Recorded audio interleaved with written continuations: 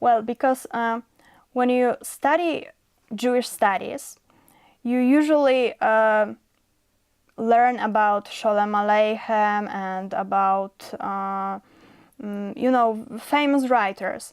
And when I start to write my MA thesis, I realized that there are a woman too, and it was fascinating for me to explore the poems of them, because they wrote those poems in Warsaw, in other small shtetls in Poland, and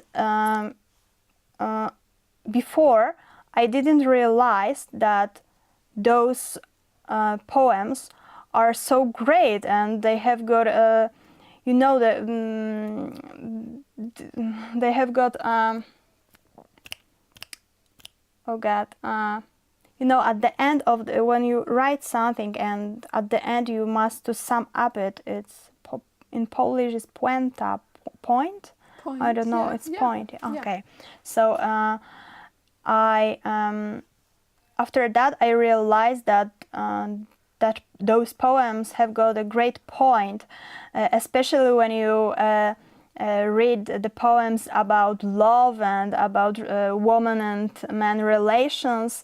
So Yiddish helps me to explore that, because if I don't know Yiddish, it will be hard to understand everything, because translation is not. It's not all. Usually translations are completely different. I don't know why. Maybe it's the sense of the language, yeah. But when I compare Yiddish text and English translations, sometimes it's completely different. And it amazed me, but it's true.